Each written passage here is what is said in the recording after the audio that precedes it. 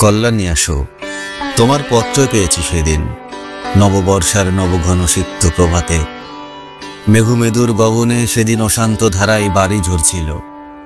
15 বছর আগে এমনই এক আষাঢ়ে এমনই এক বাড়িধারায় প্লাবন নেমেছিল। তা তুমিও হয়তো স্মরণ করতে পারো। আষাঢ়ের নবমেঘপুঞ্জকে আমার নমস্কার। এই মেঘদূত বিরহী যক্ষের বাণী বহন করে নিয়ে গিয়েছিল কালিদাসের যুগে রেবা নদীর তীরে মালবিকার দেশে তার প্রিয়ার কাছে। এই মেঘপুঞ্জের আশীর্বাণী আমার জীবনে এনে দেয় চরম বেদনার সঞ্চার। এই আষাঢ় আমায় কল্পনার স্বর্গলোক থেকে টেনে ভাসিয়ে দিয়েছে বেদনার অনন্ত স্রোতে। যাক, তোমার অনুযোগের অভিযোগের উত্তর দেই।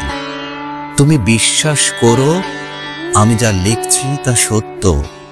লোকের মুখে শোনা কথা দিয়ে যদি আমার মূর্তির কল্পনা করে থাকো, তাহলে আমায় ভুল বুঝবে, আর তা মিথ্যা। তোমার উপর আমি কোনো জিঘাংসা পোষণ করি না, এ আমি সকল অন্তর দিয়ে বলছি। আমার অন্তর্যামী জানেন তোমার জন্য আমার হৃদয়ে কি গভীর ক্ষত, কি অসীম বেদনা।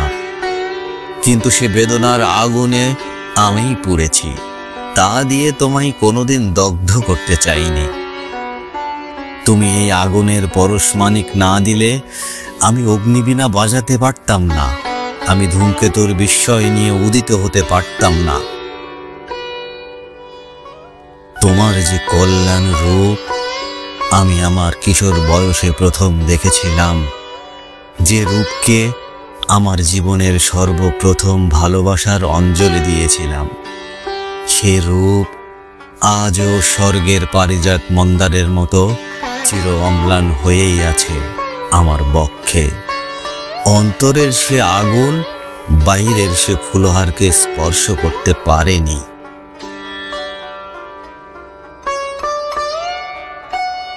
তুমি ভুলে যেও না আমি কবি। আমি আঘাত করলেও ফুল দিয়ে আঘাত করি। অসুন্দর কুৎসিতের সাধনা আমার নয়। আমার আঘাত বর্বরের কাপুরুষের আঘাতের মতো নিষ্ঠুর নয়। আমার অন্তর্যামী জানেন। তুমি কি জানো বা শুনেছ জানি না, তোমার বিরুদ্ধে আজ আমার কোনো অনুযোগ নেই, অভিযোগ নেই, দাবিও নেই। তোমার আজিকার রূপ কি জানি না। আমি জানি তোমার সেই কিশোরী মূর্তিকে, যাকে দেবী মূর্তির মতো আমার হৃদয়ের বেদিতে অনন্ত প্রেম, অনন্ত শ্রদ্ধার সঙ্গে প্রতিষ্ঠা করতে চেয়েছিলাম। সেদিনের তুমি সে বেদি গ্রহণ করলে না। পাষাণ দেবীর মতোই তুমি বেছে নিলে বেদনার বেদি পাঠ। জীবন ভরে সেখানেই চলেছে আমার পূজা আরতি। আজিকার তুমি আমার কাছে মিথ্যা, ব্যর্থ, তাই তাকে পেতে চাইনে। জানি নে, হয়তো সে রূপ দেখে বঞ্চিত হব, অধিকতর বেদনা পাব, তাই তাকে অস্বীকার করেই চলেছি। দেখা নাইবা হলো এ ধুলির ধরাই। প্রেমের ফুল এই ধুলিতলে হয়ে যায় ম্লান, দগ্ধ, হতশ্রী।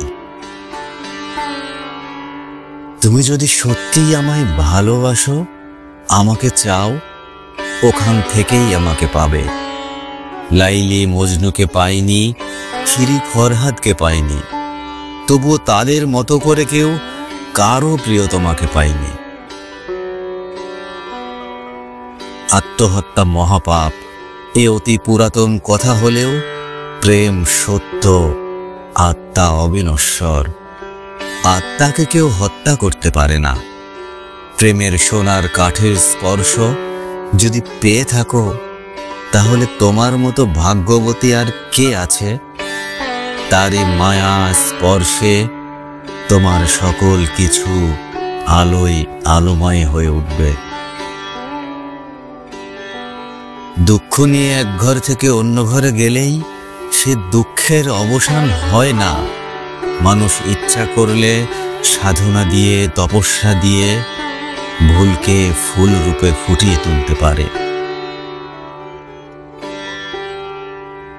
যদি কোনোদিন ভুল করে থাকো জীবনে, এই জীবনেই তাকে সংশোধন করে যেতে হবে। তবেই পাবে আনন্দ, মুক্তি, তবেই হবে সর্ব দুঃখের অবসান। নিজেকে উন্নত করতে চেষ্টা করো, স্বয়ং বিধাতা তোমার সহায় হবেন। আমি সংসার করছি, তবুও চলে গেছি এই সংসারের বাধাকে অতিক্রম করে ঊর্ধ্বলোকে।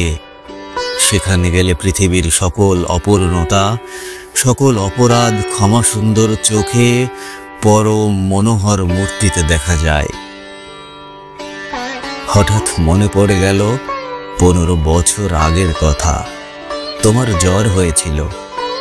বহু সাধনার পর আমার তৃষিত দুটি কর তোমার শুভ্র ললাট স্পর্শ করতে পেরেছিল।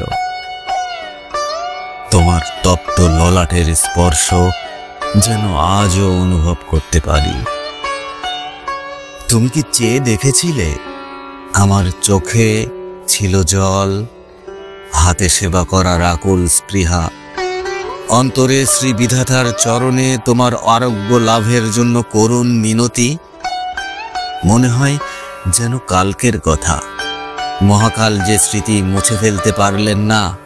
কি উদগ্র অতৃপ্তি, কি দুর্দমনীয় প্রেমের জোয়ারই সেদিন এসেছিল। সারা দিন রাত আমার চোখে ঘুম ছিল না। যাক, আজ চলেছি জীবনের অস্তমান দিনের শেষ রশ্মি ধরে ভাটার স্রোতে। তোমার ক্ষমতা নেই সে পথ থেকে ফেরানোর, আর তার চেষ্টাও করো না। তোমাকে লেখা এই আমার প্রথম ও শেষ চিঠি হোক। যেখানেই থাকি বিশ্বাস করো, আমার অক্ষয় আশীর্বাদ কবচ তোমায় ঘিরে থাকবে। তুমি সুখী হও, শান্তি পাও, এই প্রার্থনা। আমায় যত মন্দ বলে বিশ্বাস করো, আমি তত মন্দ নই। এই আমার শেষ কৈফিয়ত। ইতি নিত্য শুভার্থী নজরুল ইসলাম।